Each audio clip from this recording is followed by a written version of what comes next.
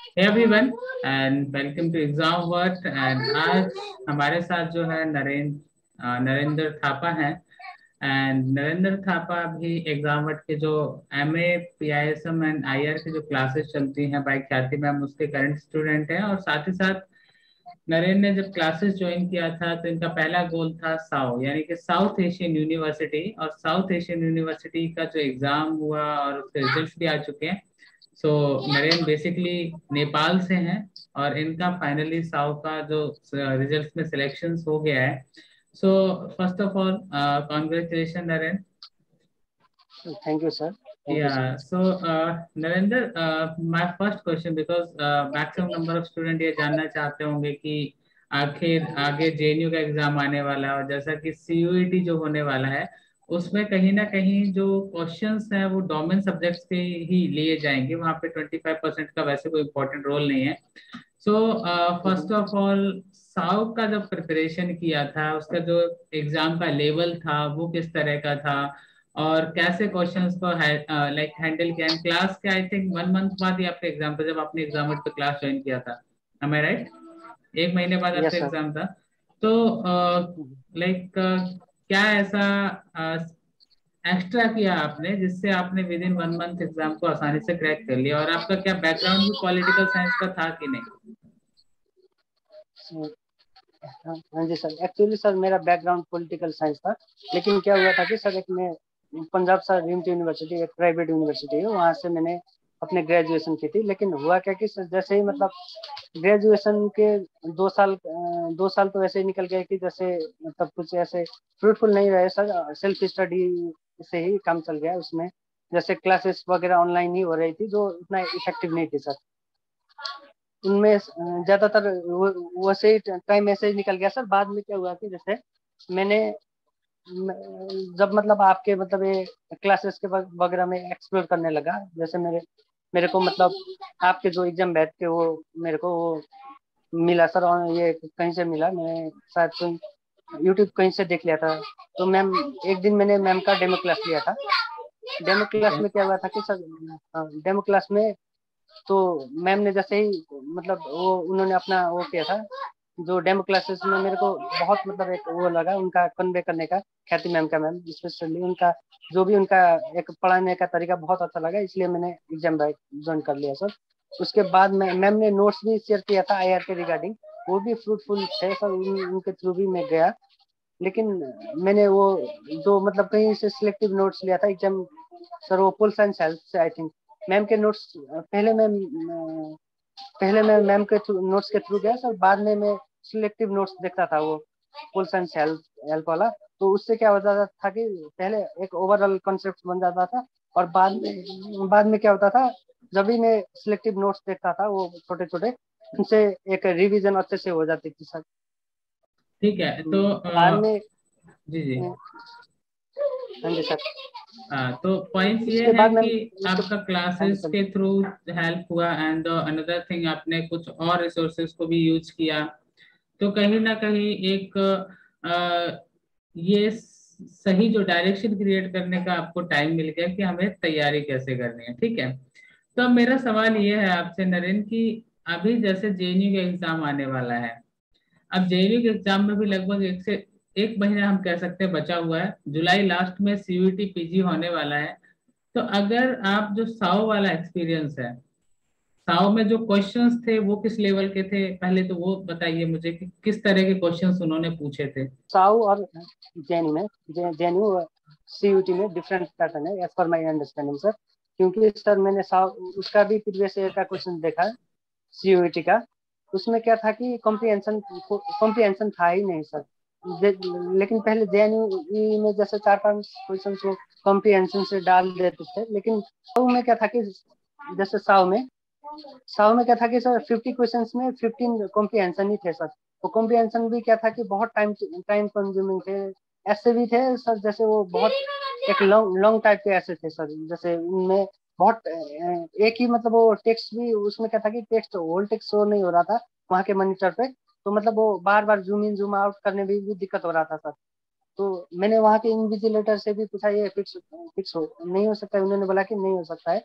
फिर भी मतलब वो मैंने क्या किया था सर उसमें जो डायरेक्ट क्वेश्चंस पे जो स्ट्रेट फॉरवर्ड क्वेश्चंस होते हैं, जो फैक्चुअल क्वेश्चंस, उनसे पहले डील किया। उसके बाद उनके जितना जल्दी हो सके उनको खत्म किया, और बाद में सर मैंने कॉम्प्रिहेंशन पे फोकस किया, कॉम्प्रिहेंशन का वो किया था, कॉम्प्रिहेंशन से डील किया था। तो ओके। ये पैटर्न फॉलो किया था। मेरे को लगता है कि सर ये जो साहू और मतलब उसका, लेकिन दोनों आईआर तो आईआर करते हैं, लेकिन ये सीयूईटी में जो ज्यादातर ये इंडियन पॉलिटी प्लस ये इंडियन कॉन्स्टिट्यूशन वाला पार्ट पे ज्यादा इंफोसिस डालते हैं, लेकिन साउथ वाले purely IR and global politics होता है उसमें। नहीं, अब और तो साउथ एशिया पे थोड़ा बहुत होता है।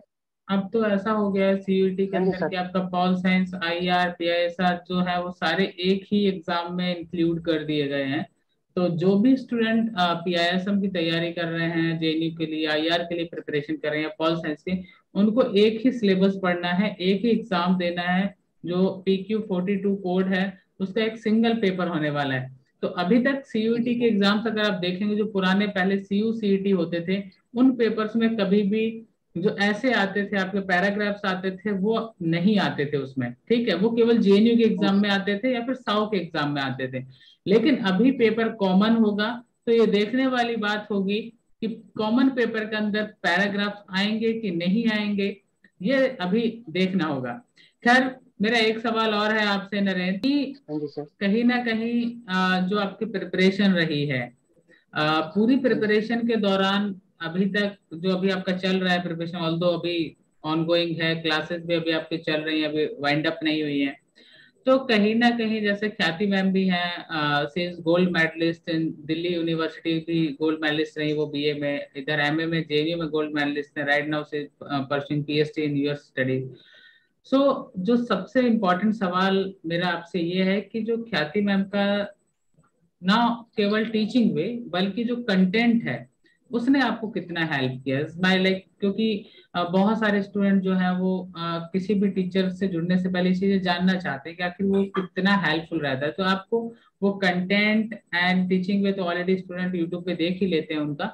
सो वो जानना चाहूंगा कितना हेल्प किया आपको उस कंटेंट ने, खासकर classes plus study material. Sir, मैं कहना चाहूंगा ख्याति मैम का जो कन्वे करने का तरीका है मैम, वो हम्म। सर उनका जैसे वो अमेजिंग है। जो जैसे वो मतलब उनका एक्सप्लेन करने का तरीका है, उनको जैसे भी मतलब वो मेरे को तो वो उनसे मैं यही यही यही उनका जो एक्सप्लेन करने का तरीका, उनका वे ऑफ टीचिंग से इंस्पायर हूँ सर। तो उनका कंटेंट भी जैसे भी वो क्या करते हैं, जैसे कोई भी मतलब ब्रॉड टॉपिक होता है ना सर, जैसे हम्म।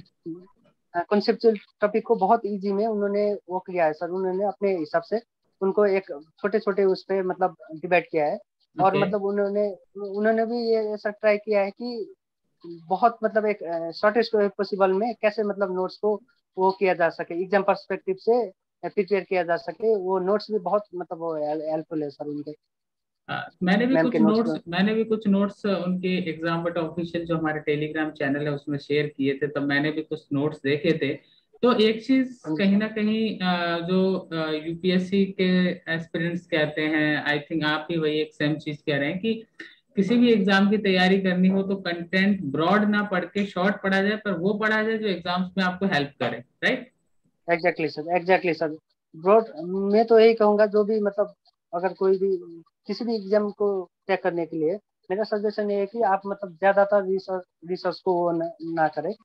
एक ही स्पेसिफिक मतलब एक कोई भी हो, कोई भी एक मतलब जो रिलायबल सोर्स को फाइंड आउट करे और उसी पे डिपेंडेंट हो।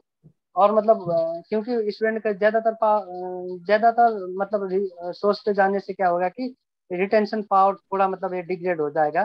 क्योंकि एग्जैक्टली। एक ही पे डिपेंड करोगे तो बार बार मतलब उसी पे इम्फेसिस दोगे तो हो सकता है, क्योंकि मल्टीपल सोर्स से सर रिटेंशन पावर डिग्रेड हो जाएगा, मेरे को ये लगता है।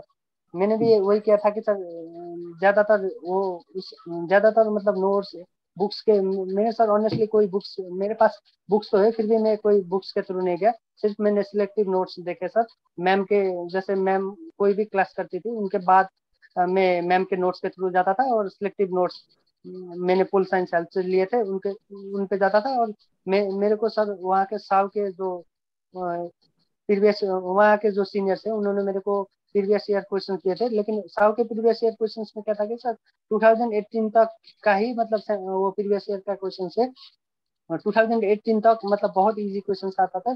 शायद मतलब कंपटीशन मतलब बच्चे ज्यादा स्कोर करने लगे, इसीलिए मैंने मतलब मेरे को ये इन्फॉर्मेशन मिला कि 2019 से उन्होंने पैटर्न चेंज कर लिया। अभी मतलब 2019 से सर कॉम्प्रिहेंशन प्लस ये ज्यादा थोड़ा मतलब एक ऑर्बिट क्वेश्चन ज्यादा पूछ रहे हैं साहू वाले, क्योंकि मतलब पहले एक सब मतलब 2018 जी। तक बहुत ही ज्यादा था। ओके उसके ओके। बाद सर मतलब उन्होंने पैटर्न चेंज कर लिया है। अभी सर टफनेस की लेवल देखे तो सर ओवरऑल टफ ही कह सकते हैं सर, क्योंकि 50 में से 15 तो एटलीस्ट 15 तो कॉम्प्रिहेंशन ही थे सर उसमें। ओह कॉम्प्रिहेंशन बहुत टाइम कंज्यूमिंग थे सर वो, ओके। बहुत सो टाइम कंज्यूमिंग सो थे एक इसीलिए। एक चीज और पूछना चाहूंगा चलते चलते आपसे नरेंद्र, बिकॉज स्टूडेंट्स कहीं ना कहीं एक चीज जानना चाहते हैं, जिनके एग्जाम्स आने वाले हैं, कोई जेएनयू के लिए अप्लाई किया है, किसी सीयूईटी के थ्रू, कोई बीएचयू जाना चाहता है। अगर सीयूईटी के अच्छा इस एग्जाम में आईआर से रिलेटेड जो पॉइंट्स आते हैं, अगर क्योंकि आएंगे क्वेश्चंस आईआर से रिलेटेड आएंगे, सो आईआर से रिलेटेड क्वेश्चंस को अगर मैं एक एस्पिरेंट होता, मुझे आईआर के लिए एग्जाम देना होता और सीयूईटी के थ्रू ही भले देना होता, तो क्योंकि नया पैटर्न है, नए तरह के क्वेश्चंस आएंगे, एक अपने तरह का स्टैंडर्ड होगा, उस स्टैंडर्ड से मैं एक एस्पिरेंट अगर होता तो कैसे डील करता, based on your experience with साउ एग्जामिनेशन, कि अगर उस तरह के क्वेश्चंस आते हैं, पैराग्राफ्स अगर आते हैं वहां पे, तो उन्हें मैं डील कैसे करूँ एग्जाम में, बहुत सारे स्टूडेंट जानना चाहेंगे। आईआर के कैसे डील करना है, जैसे आईआर अभी आईआर के लिए मैं क्या कहूंगा कि ज्यादा डेप्थ जाने की कोई जरूरत नहीं सीयूईटी के लिए। सिंपली आईआर का जनरल कॉन्सेप्ट रहता है, जितनी भी थ्योरीज है आईआर थ्योरीज बुक्स, जैसे थ्योरीज थिंकर्स बुक्स, और मतलब उनके जो होता है ना थिंकर्स के कोर्स, और मतलब कौन से टर्म किसने कौन किया है, जैसे कोल्ड वार किसने किया है, जैसे मतलब ये आयरन कटल, इस टाइप के मतलब स्पेसिफिक टाइप के जो फैक्चुअल क्वेश्चंस होते हैं आईआर से रिलेटेड, उतना ही, और प्लस इंटरनेशनल ऑर्गेनाइजेशन, प्लस थोड़ा बहुत ग्लोबल पॉलिटिक्स, प्लस एक जनरल एक ओल्ड हिस्ट्री काफी है मेरे को लगता है सर, इतना काफी है। बार करने से हो जाए। मैं सजेस्ट करूंगा कि ये जितने भी हो फैक्चुअल क्वेश्चन पे ज्यादा इंफोसिस दे, क्योंकि सर ये मतलब ज्यादा कॉन्सेप्चुअल से ज्यादा इस बार फैक्चुअल क्वेश्चन पूछे जाएंगे, प्लस जो जितने भी एक होता है ना सर ऑर्बिट क्वेश्चन कम ही पूछे जाएंगे मेरे को लगता है, ओके क्योंकि सर ओके प्रीवियस ईयर का क्वेश्चन देखा तो ऐसे ही ओके पैटर्न था। ओके। तो मेरा एक सवाल आपसे, आखिरी सवाल मैं कह सकता हूँ, कि एक एस्पिरेंट को आप अपनी तरफ से क्या राय देंगे कि अभी एक महीना है, अगर एक महीने में कोई स्टूडेंट तैयारी करना चाहता है सीयूईटी के लिए, या फिर दिल्ली यूनिवर्सिटी का एग्जाम आ रहा है उसके लिए, तो उसे इस एक महीने में ऐसा क्या करना चाहिए कि वो आराम से एग्जाम क्रैक कर सके और किसी बेहतरीन यूनिवर्सिटी में एडमिशन मिल पाए उसे, क्या कहेंगे आप? अभी एक महीने के लिए तो सर कोई बुक्स पे जाने की जरूरत नहीं। सबसे पहले जो भी है, जैसे डीयू का, अगर आप डीयू एस्पिरेंट हो तो डीयू का सिलेबस उठाइए, और मतलब जितने भी कॉन्सेप्ट है शॉर्टेस्ट पॉसिबल में कॉन्सेप्ट को क्लियर कर लीजिए, और मतलब ज्यादातर सोर्स पे भी जाने की जरूरत नहीं, एक रिलायबल सोर्स को फाइंड आउट करें, उसी पे बार बार मतलब रिवीजन करें, और मैक्सिमम क्वेश्चंस को सॉल्व करने की ट्राई करें।